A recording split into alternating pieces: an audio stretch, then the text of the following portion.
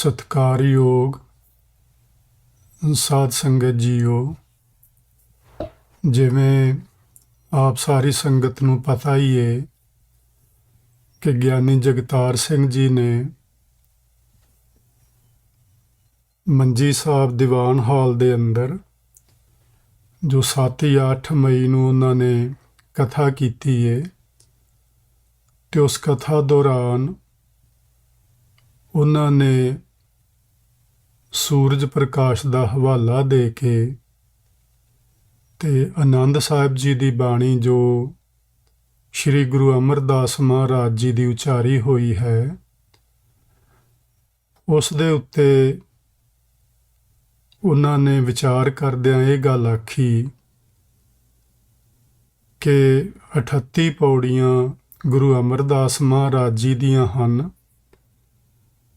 39ਵੀਂ ਪੌੜੀ ਗੁਰੂ ਰਾਮਦਾਸ ਸਾਹਿਬ ਜੀ ਦੀ ਤੇ 40ਵੀਂ ਪੌੜੀ ਜਿਹੜੀ ਹੈ ਉਹ ਗੁਰੂ ਅਰਜਨ ਦੇਵ ਸਾਹਿਬ ਜੀ ਦੀ ਹੈ। ਸੋ ਆਪਾਂ ਉਸ 'ਤੇ ਥੋੜ੍ਹਾ ਜਿਹਾ ਵਿਚਾਰ ਕਰਦੇ ਹਾਂ ਕਿ ਗਿਆਨੀ ਜੀ ਨੇ ਜੋ ਕੁਝ ਆਖਿਆ ਹੈ ਉਹ ਕਿੱਥੋਂ ਤੱਕ ਠੀਕ ਹੈ, ਕਿੱਥੋਂ ਤੱਕ ਗਲਤ ਹੈ, ਤੇ ਸਾਨੂੰ ਸਿੱਖ ਸਮਾਜ ਨੂੰ ਕੀ ਕਰਨਾ ਚਾਹੀਦਾ ਹੈ। ਜਿਵੇਂ ਹੁਣ ਕੁਛ ਲੋਕ ਕਹਿ ਰਹੇ ਨੇ ਗਿਆਨੀ ਜੀ ਨੂੰ ਅਕਾਲ ਤਖ਼ਤ 'ਤੇ ਸੱਦ ਕੇ ਤਨਖਾਹ ਲਾਈ ਜਾਏ, ਕੋਈ ਕਹਿ ਰਹੇ ਨੇ ਉਹਨਾਂ ਨੂੰ ਸੇਵਾ ਮੁਕਤ ਕਰ ਦਿੱਤਾ ਜਾਏ। ਆਪਣੀਆਂ ਦਲੀਲਾਂ ਦੇ ਰਹੇ ਨੇ ਬਹੁਤ ਸਾਰੇ ਲੋਕ, ਵਿਦਵਾਨ ਸੱਜਣ, ਉਹਨਾਂ ਦੀਆਂ ਦਲੀਲਾਂ ਮੁਬਾਰਕ ਹੋਣ। ਸੋ ਜੋ ਗਿਆਨੀ ਜੀ ਨੇ ਗੱਲ ਕੀਤੀ ਹੈ ਉਹ ਸ਼੍ਰੀ ਗੁਰਪ੍ਰਤਾਪ ਸੂਰਜ ਗ੍ਰੰਥ ਇਹਦੇ ਵਿੱਚੋਂ ਕੀਤੀ ਹੈ, ਤੇ ਉਹਦੇ ਲਿਖਾਰੀ ਨੇ ਕਵੀ ਚੂੜਾਮਣੀ ਭਾਈ ਸੰਤੋਖ ਸਿੰਘ ਜੀ। ਤੇ ਇਹ ਗ੍ਰੰਥ ਤੇ ਇਹਦਾ ਜਿਹੜਾ ਭਾਈ ਵੀਰ ਸਿੰਘ ਨੇ ਵੀ ਚੰਗੀ ਤਰ੍ਹਾਂ ਪੜ੍ਹ ਕੇ ਥੱਲੇ ਨੋਟ ਦਿੱਤੇ ਹੋਏ ਨੇ, ਕੀ ਠੀਕ ਹੈ ਕੀ ਗਲਤ ਹੈ, ਤੇ ਹੋਰ ਵੀ ਵਿਦਵਾਨਾਂ ਨੇ ਇਹਦੇ ਉੱਤੇ ਬਹੁਤ ਟੀਕਾ ਟਿੱਪਣੀ ਕੀਤੀ ਹੋਈ ਹੈ। ਤੇ ਇੱਕ ਇਹਦਾ ਸਟੀਕ ਹੈ ਡਾਕਟਰ ਅਜੀਤ ਸਿੰਘ ਔਲਖ ਦਾ ਕੀਤਾ ਹੋਇਆ, ਜਿਹੜਾ ਤੁਹਾਡੇ ਸਾਹਮਣੇ ਹੈ। ਇਸ ਦੇ ਆਧਾਰ ਤੇ ਮੈਂ ਤੁਹਾਡੇ ਨਾਲ ਗੱਲ ਕਰਨ ਲੱਗਾ। ਇਹ ਸ਼੍ਰੀ ਗੁਰਪ੍ਰਤਾਪ ਸੂਰਜ ਗ੍ਰੰਥ ਰਾਸ 1 ਅਧਿਆਏ 59, ਇਹਦੇ ਵਿੱਚ ਸੰਤੋਖ ਸਿੰਘ ਜੀ ਵੱਲੋਂ ਜੋ ਗੁਰੂ ਅਮਰਦਾਸ ਮਹਾਰਾਜ ਦੇ ਪੋਤਰੇ ਦੇ ਸੰਬੰਧ ਵਿੱਚ, ਜਿਸ ਦਾ ਨਾਮ ਉਹਨਾਂ ਨੇ ਆਨੰਦ ਰੱਖਿਆ ਸੀ, ਉਸ ਦੀ ਗੱਲ ਕਰਦਿਆਂ ਇਹ ਬਚਨ ਲਿਖੇ ਨੇ ਜੋ ਤੁਹਾਡੇ ਸਾਹਮਣੇ ਨੇ। ਉਹ ਕਹਿੰਦੇ ਨੇ, ਪੋਤਰ ਗੋਦ ਚਿਤ ਮੋਦ ਤਰੰਤੇ, ਬਾਣੀ ਕੋ ਰਸਨਾ ਉਚਰੰਤੇ, ਪੌੜੀ ਕਰੀ ਦੋਏ ਕੰਮ 40, ਨਿਜ ਪੋਤਰੇ ਪਰਥਾਏ ਵਿਸਾਲੀ।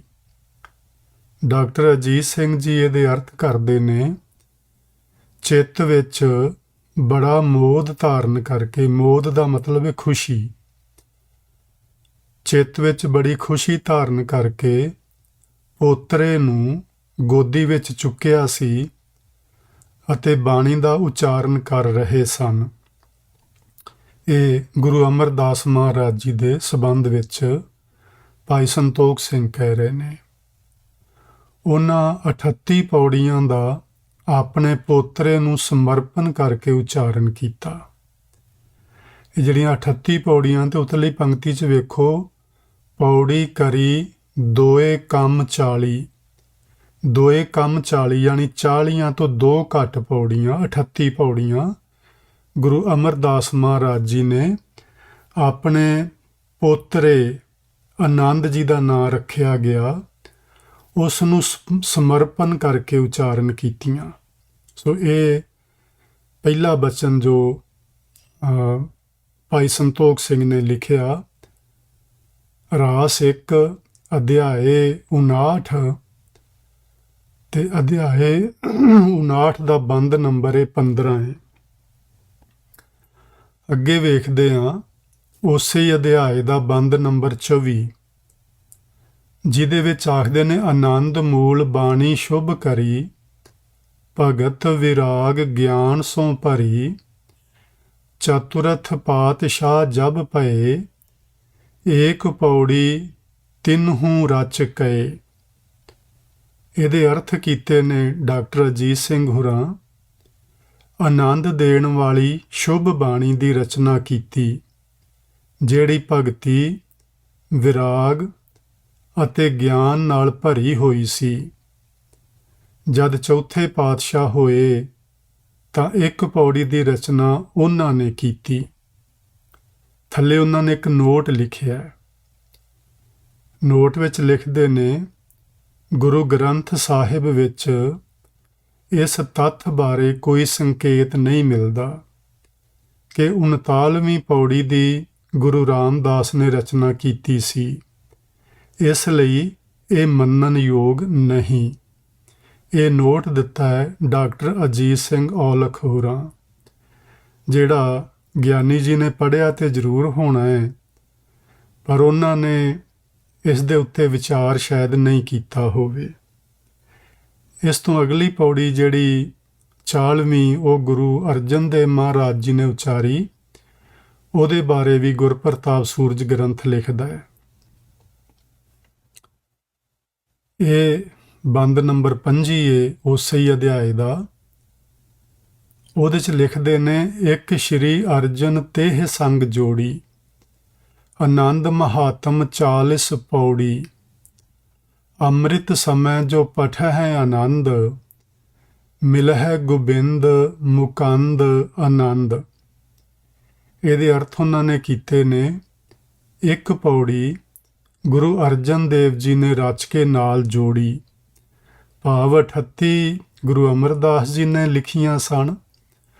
39ਵੀਂ ਪੌੜੀ ਗੁਰੂ ਰਾਮਦਾਸ ਜੀ ਨੇ ਲਿਖੀ, ਤੇ ਹੁਣ ਇਹ ਜਿਹੜੀ 40ਵੀਂ ਪੌੜੀ ਏ, ਇੱਕ ਪੌੜੀ ਉਹ ਗੁਰੂ ਅਰਜਨ ਦੇਵ ਜੀ ਨੇ ਆਪਣੇ ਕੋਲੋਂ ਰਚ ਕੇ ਤੇ ਨਾਲ ਜੋੜ ਕੇ ਤੇ ਉਹ 40 ਬਣਾਤੀਆਂ 38 ਤੋਂ 39 ਤੋਂ। ਅੱਗੇ ਕਹਿੰਦੇ ਨੇ, ਆਨੰਦ ਦਾ ਮਹਾਤਮ 40 ਪੌੜੀਆਂ ਪੜ੍ਹ ਕੇ ਹੀ ਪ੍ਰਾਪਤ ਹੁੰਦਾ ਹੈ। ਜਿਹੜੇ ਆਨੰਦ ਸਾਹਿਬ ਦੀ ਬਾਣੀ ਦਾ ਪਾਠ ਅੰਮ੍ਰਿਤ ਵੇਲੇ ਕਰਦੇ ਹਨ, ਉਹਨਾਂ ਦਾ ਮੁਕਤੀ ਦਾਤੇ ਗੋਬਿੰਦ ਨਾਲ ਮੇਲ ਹੁੰਦਾ ਹੈ। ਹੁਣ ਥੱਲੇ ਨੋਟ ਆਪਾਂ ਬਾਅਦ ਵਿੱਚ ਪੜ੍ਹਦੇ ਹਾਂ, ਪਹਿਲਾਂ ਥੋੜ੍ਹਾ ਜਿਹਾ ਇਹਨੂੰ ਪੜ੍ਹ ਲਈਏ ਜਿਹੜੇ ਅਰਥ ਕੀਤੇ ਨੇ।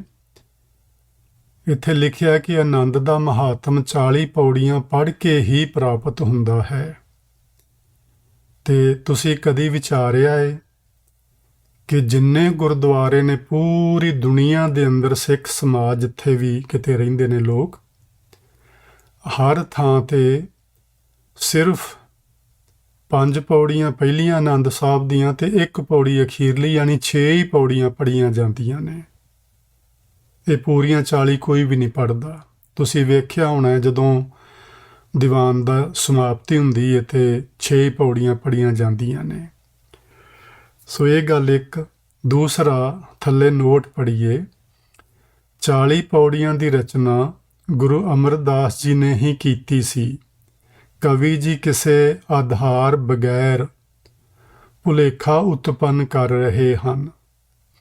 ਇਹ ਗੱਲ ਲਿਖੀਏ ਡਾਕਟਰ ਅਜੀਤ ਸਿੰਘ ਹੁਰਾਂ ਨੇ ਕਿ ਕਵੀ ਜੀ ਭੁਲੇਖਾ ਪੈਦਾ ਕਰ ਰਹੇ ਨੇ ਤੇ ਕੋਈ ਆਧਾਰ ਨਹੀਂ ਇਹਨਾਂ ਦੇ ਕੋਲ, ਤੇ ਕਿਉਂ ਲਿਖ ਰਹੇ ਨੇ ਤੇ ਹੁਣ ਉਹ ਹੀ ਜਾਣਨ। ਸੋ ਇਹ ਪੜ੍ਹਿਆ ਹੈ ਜੀ ਗਿਆਨੀ ਜੀ ਨੇ। ਆਪ ਇਸ ਤਰ੍ਹਾਂ ਨਹੀਂ ਸਾਰਾ ਪੜ੍ਹਿਆ ਜਿਸ ਤਰ੍ਹਾਂ ਮੈਂ ਤੁਹਾਨੂੰ ਇਹ ਸਾਹਮਣੇ ਲਿਆ ਕੇ ਤੁਹਾਨੂੰ ਪੜ੍ਹ ਕੇ ਸੁਣਾਇਆ ਹੈ, ਪਰ ਉਹਨਾਂ ਨੇ ਇਹੋ ਹੀ ਗੱਲ ਆਖੀ ਹੈ ਕਿ ਉਹਨਾਂ ਨੇ ਆਖਿਆ ਹੈ ਕਿ ਸਾਡੇ ਧਾਰਮਿਕ ਗ੍ਰੰਥਾਂ ਵਿੱਚ ਇਸ ਤਰ੍ਹਾਂ ਲਿਖਿਆ ਹੋਇਆ ਹੈ। ਤੇ ਅੱਗੇ ਜਾ ਕੇ ਉਹਨਾਂ ਨੇ ਫਿਰ ਸੂਰਜ ਗ੍ਰੰਥ ਦਾ ਹਵਾਲਾ ਵੀ ਦਿੱਤਾ ਕਿ ਉਹਦੇ 'ਚ ਲਿਖਿਆ ਹੋਇਆ ਹੈ। ਸੋ ਗਿਆਨੀ ਜੀ ਨੇ ਜੋ ਪੜ੍ਹਿਆ ਹੈ, ਹੁਣ ਜੇ ਤੁਸੀਂ ਉਹਨਾਂ ਨੂੰ ਅਕਾਲ ਤਖਤ ਤੇ ਸੱਦ ਵੀ ਲੈਂਦੇ ਹੋ ਤੇ ਉਹ ਤਾਂ ਆਖਣਗੇ ਕਿ ਜਿਹੜੇ ਗ੍ਰੰਥ ਦੀ ਕਥਾ ਉਸੇ ਹੀ ਮੰਜੀ ਸਾਹਿਬ ਹੁੰਦੀ ਹੈ, ਜਾਂ ਸਾਰੇ ਧਾਰਮਿਕ ਅਸਥਾਨਾਂ 'ਤੇ, ਸਾਰੇ ਗੁਰਦੁਆਰਿਆਂ ਵਿੱਚ ਸ਼ਾਮ ਦੇ ਵੇਲੇ, ਖਾਸ ਕਰਕੇ ਜਿਹੜੇ SGPC ਦੇ ਅਧੀਨ ਗੁਰਦੁਆਰੇ ਨੇ ਅੰਡਰ, ਯਾਨੀ ਉਹਨਾਂ ਦੀ ਸੇਵਾ ਵਿੱਚ ਨੇ, ਉਹਨਾਂ ਸਾਰਿਆਂ ਵਿੱਚ ਸ਼ਾਮ ਨੂੰ ਇਸੇ ਹੀ ਗ੍ਰੰਥ ਦੀ ਕਥਾ ਹੁੰਦੀ। ਮੈਂ ਤਾਂ ਵੈਸੇ ਗ੍ਰੰਥ ਨਹੀਂ ਆਖਣਾ ਚਾਹੁੰਦਾ, ਕਿਤਾਬ ਹੀ ਮੇਰੇ ਲਈ ਤਾਂ, ਲੇਕਿਨ ਚਲੋ ਉਹਨਾਂ ਨੇ ਲਿਖਿਆ ਸ੍ਰੀ ਗੁਰਪ੍ਰਤਾਪ ਸੂਰਜ ਗ੍ਰੰਥ, ਤੇ ਅਸੀਂ ਆਖ ਵੀ ਲੈਂਦੇ ਹਾਂ ਵੀ ਇਸੇ ਗ੍ਰੰਥ ਦੀ ਕਥਾ ਹਰ ਰੋਜ਼ ਸ਼ਾਮ ਨੂੰ ਸਭ ਗੁਰੂ ਘਰਾਂ ਵਿੱਚ ਹੁੰਦੀ ਏ। ਉਹ ਤਾਂ ਕਹਿ ਦੇਣਗੇ ਗਿਆਨੀ ਜੀ ਉੱਥੇ ਆ ਕੇ ਤਖਤ ਤੇ, ਪਹਿਲੀ ਗੱਲ ਤੇ ਉਹਨਾਂ ਨੂੰ ਕਿਸੇ ਨੇ ਸੱਦਣਾ ਨਹੀਂ, ਜੇ ਸੱਦ ਲਿਆ ਤੇ ਆ ਕੇ ਕਹਿ ਦੇਣਗੇ ਜੀ ਜਿਹੜੇ ਗ੍ਰੰਥ ਦੀ ਕਥਾ ਹੁੰਦੀ ਏ ਉਹਦੇ ਹਵਾਲੇ ਨਾਲ ਹੀ ਮੈਂ ਆਖਿਆ, ਮੈਂ ਆਪਣੇ ਕੋਲੋਂ ਤੇ ਕੁਝ ਵੀ ਨਹੀਂ ਆਖਿਆ। ਜਿਵੇਂ ਉਹ ਪਟਨਾ ਸਾਹਿਬ ਵਾਲਾ ਗਿਆਨੀ ਇਕਬਾਲ ਸਿੰਘ ਕਹਿੰਦਾ ਹੁੰਦਾ, ਉਹ ਲਵ ਕੁਸ਼ ਦੀ ਗੱਲ ਕਰਦਾ ਹੁੰਦਾ, ਹੋਰ ਕਿੰਨੀਆਂ ਗੱਲਾਂ ਕਰਦਾ ਹੁੰਦਾ, ਤੇ ਉਹ ਕਹਿੰਦਾ ਹੁੰਦਾ ਜੀ ਕਿਤਾਬਾਂ 'ਚ ਗ੍ਰੰਥਾਂ 'ਚ ਲਿਖਿਆ ਹੋਇਆ। ਇਸ ਤਰ੍ਹਾਂ ਹੀ ਇਹ ਗਿਆਨੀ ਜੀ ਵੀ ਆ ਕੇ ਕਹਿ ਦੇਣਗੇ, ਤੇ ਕੀ ਇਹਦੀ ਸਜ਼ਾ ਲਾਓਗੇ ਉਹਨੂੰ? ਕੁਛ ਵੀ ਨਹੀਂ।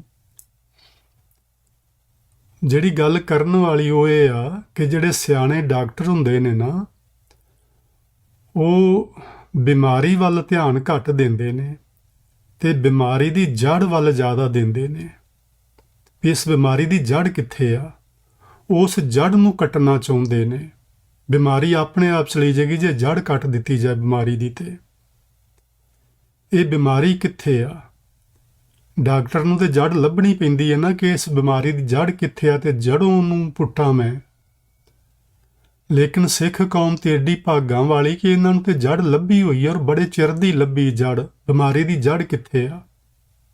ਉਹ ਜੜ੍ਹ ਬਿਮਾਰੀ ਦੀ ਆ ਗ੍ਰੰਥ ਹਨ, ਜਿਨ੍ਹਾਂ ਨੂੰ ਤੁਸੀਂ ਆਪਣੇ ਪੁਰਾਤਨ ਗ੍ਰੰਥ ਮੰਨਦੇ ਹੋ। ਇਹ ਬਿਮਾਰੀ ਦੀ ਜੜ੍ਹ ਇਹ ਗ੍ਰੰਥ ਹਨ। ਜਿੰਨਾ ਚਿਰ ਕੌਮ ਦੇ ਉੱਤੇ ਗ੍ਰੰਥ ਠੋਸੇ ਜਾਣਗੇ ਉਨਾ ਚਿਰ ਕੌਮ ਇਸੇ ਤਰ੍ਹਾਂ ਭੰਬਲ ਭੂਸਿਆਂ ਵਿੱਚ ਪਈ ਰਹੇਗੀ। ਮੈਂ ਇੱਕ ਗੱਲ ਹੋਰ ਵੀ ਕਹਿਣੀ ਚਾਹੁੰਦਾ, ਅੱਗੇ ਮੈਂ ਥੋੜ੍ਹੀ ਜਿਹੀ ਵਿਚਾਰ ਹੋਰ ਕਰਨੀ ਹੈ ਗੁਰੂ ਅਰਜਨ ਦੇਵ ਮਹਾਰਾਜ ਜੀ ਦੇ ਬਾਰੇ, ਪਰ ਮੈਂ ਇੱਕ ਛੋਟੀ ਜਿਹੀ ਤੁਹਾਨੂੰ ਨਾ ਇਹ ਗੱਲ ਕਹਿਣਾ ਚਾਹੁੰਦਾ ਵੀ ਆ ਕੱਲ੍ਹ ਪਰਸੋਂ ਇੱਕ ਵੀਡੀਓ ਸਾਹਮਣੇ ਆਈ ਏ। ਉਹਦੇ ਵਿੱਚ ਕੁਝ ਲੋਕ ਕਹਿ ਰਹੇ ਨੇ ਕਿ ਜਿਹੜਾ ਕੁਤਬ ਮੀਨਾਰ ਹੈ ਨਾ ਦਿੱਲੀ ਦੇ ਅੰਦਰ, ਉਹ ਕੁਤਬ ਮੀਨਾਰ ਨਹੀਂ, ਉਹ ਵਿਸ਼ਨੂੰ ਸਤੰਭ ਹੈ। ਤੁਸੀਂ ਸੁਣ ਲਈ ਹੋਣੀ ਉਹ ਵੀਡੀਓ ਸਾਰਿਆਂ ਨੇ, ਨਹੀਂ ਸੁਣੀ ਤਾਂ YouTube 'ਤੇ ਸਰਚ ਕਰਿਆ ਜੇ ਮਿਲ ਜਾਏਗੀ। ਕੁਤਬ ਮੀਨਾਰ ਨਹੀਂ, ਉਹ ਵਿਸ਼ਨੂੰ ਸਤੰਭ ਹੈ। ਤੇ ਉਹਨਾਂ ਕੋਲ ਕੋਈ ਪ੍ਰਮਾਣ, ਕੋਈ ਪ੍ਰੂਫ ਨਹੀਂ ਹੈਗਾ, ਪਰ ਉਹ ਕਹਿ ਰਹੇ ਨੇ। ਤੇ ਤੁਹਾਡੀ ਜਿਹੜੀਆਂ ਜੜ੍ਹਾਂ ਨੇ, ਜਿੱਥੇ ਬਿਮਾਰੀ ਬੈਠੀ ਏ, ਉੱਥੇ ਲਿਖਿਆ ਹੋਇਆ ਹੈ ਕਿ ਹਰਿਮੰਦਰ ਸਾਹਿਬ ਜਿਹੜਾ ਨਾ, ਜਿਹਨੂੰ ਆਪਾਂ ਅੱਜ ਗੁਰੂ ਦਾ ਦਰ ਆਖਦੇ ਹਾਂ, ਗੁਰੂ ਰਾਮਦਾਸ ਮਹਾਰਾਜ ਜੀ ਦਾ, ਉਹ ਬਿਮਾਰੀ ਕਿੱਥੇ ਆ? ਇਸੇ ਗ੍ਰੰਥ ਵਿੱਚ। ਤੇ ਉਹ ਕਹਿੰਦਾ ਇਹ ਹਰਿਮੰਦਰ ਜਿਹੜਾ ਹੈ ਇਹ ਵਿਸ਼ਨੂੰ ਦਾ ਮੰਦਰ ਹੈ। ਤੇ ਕੱਲ ਨੂੰ ਉਹ ਲੋਕ ਦਾਅਵਾ ਨਹੀਂ ਕਰਨਗੇ ਵੀ ਇਹ ਤੇ ਇਹਨਾਂ ਦੀ ਗ੍ਰੰਥ ਹੀ ਕਹਿ ਰਹੇ ਨੇ ਕਿ ਮੰਦਰ ਵਿਸ਼ਨੂੰ ਦਾ, ਤੇ ਇਹ ਕਿਵੇਂ ਗੁਰੂ ਰਾਮਦਾਸ ਮਹਾਰਾਜ ਦਾ ਘਰ ਬਣਾ ਕੇ ਬੈਠੇ ਨੇ ਇੱਥੇ। ਇਹਨਾਂ ਤੁਹਾਡੇ ਧਾਰਮਿਕ ਗ੍ਰੰਥਾਂ ਦੇ ਅੰਦਰ ਗੁਰੂ ਹਰਗੋਬਿੰਦ ਸਾਹਿਬ ਮਹਾਰਾਜ ਤੇ ਮਾਤਾ ਕੌਲਾਂ ਦੀ ਕਹਾਣੀ ਪੜ੍ਹ ਲਵੋ।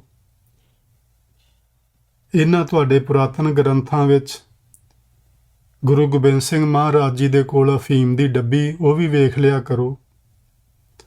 ਮਾਤਾ ਭਾਗੋ ਜੀ ਗੁਰੂ ਮਹਾਰਾਜ ਦੇ ਨਾਲ ਨਿਰਵਸਤਰ ਰਹਿੰਦੇ ਹੁੰਦੇ ਸਨ, ਉਹ ਵੀ ਵੇਖ ਲਿਆ ਕਰੋ। ਹੋਰ ਕਿੰਨਾ ਕੁਝ ਹੈ।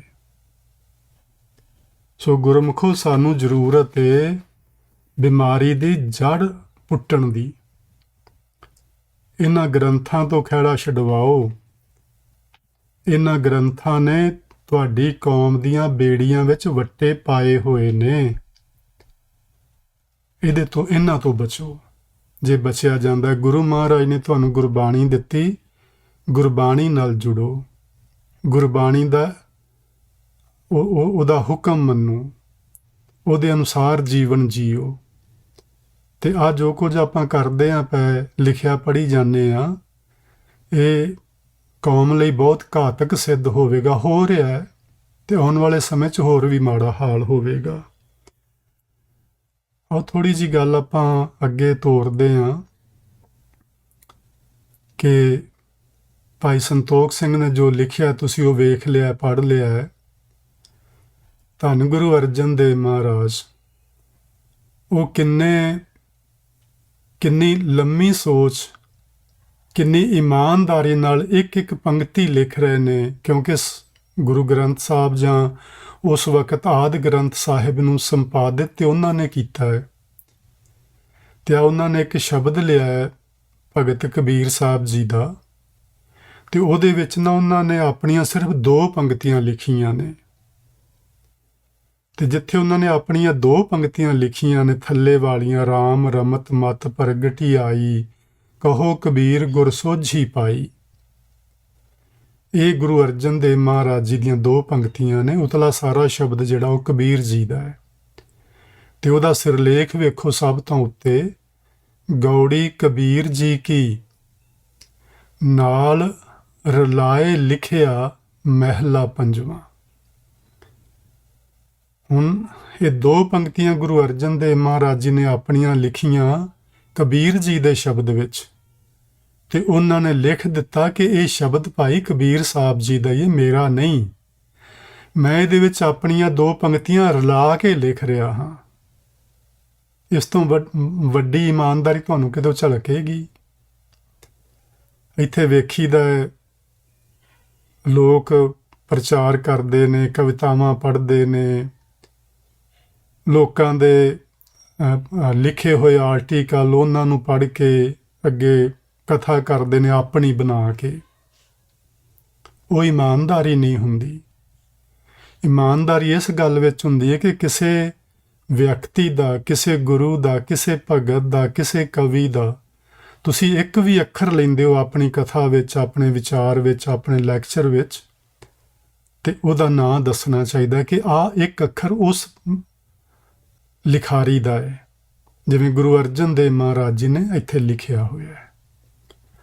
ਸੋ ਇਹ ਸ਼ਬਦ ਮੈਂ ਤਾਂ ਤੁਹਾਡੇ ਸਾਹਮਣੇ ਲਿਆਂਦਾ ਹੈ ਕਿ ਜੇ ਗੁਰੂ ਅਰਜਨ ਦੇਵ ਮਹਾਰਾਜ ਜੀ ਆਪਣੀਆਂ 2 ਪੰਕਤੀਆਂ ਲਿਖਦੇ ਨੇ ਤੇ ਉਹ ਲਿਖਦੇ ਨੇ ਇਹ ਸ਼ਬਦ ਕਬੀਰ ਸਾਹਿਬ ਜੀ ਦਾ ਏ, ਉਹਦੇ ਵਿੱਚ ਮੈਂ ਆਪਣੀ ਬਾਣੀ ਰਲਾ ਕੇ ਲਿਖ ਰਿਹਾ ਹਾਂ।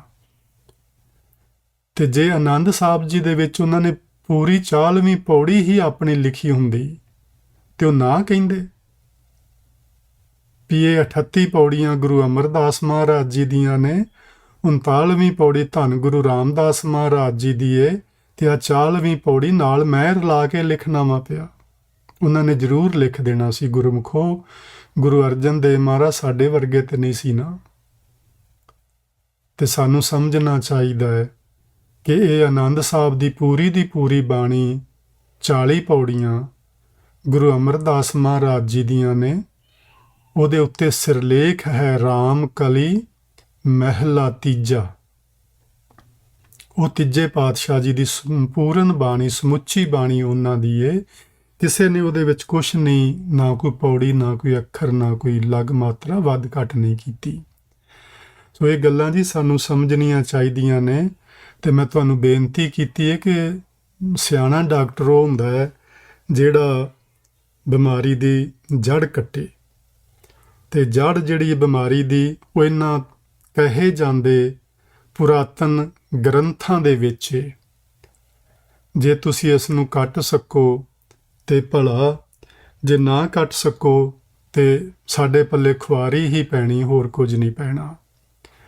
ਸੋ ਗਿਆਨੀ ਜੀ ਨੂੰ ਵੀ ਬੇਨਤੀ ਕਰਦਾ ਹਾਂ ਕਿ ਉਹਨਾਂ ਨੂੰ ਵੀ ਚਾਹੀਦਾ ਸੀ ਕਿ ਉਹ ਸੋਚ ਸਮਝ ਕੇ ਗੱਲ ਕਰਦੇ, ਪਰ ਜੇ ਉਹਨਾਂ ਨੇ ਕੀਤੀ ਹੈ ਤੇ ਉਹਨਾਂ ਨੂੰ ਚਾਹੀਦਾ ਕਿ ਉਹ ਸਮੁੱਚੇ ਸਿੱਖ ਕੌਮ ਦੇ ਕੋਲੋਂ ਉਹ ਖਿਮਾ ਯਾਚਨਾ ਕਰਨ।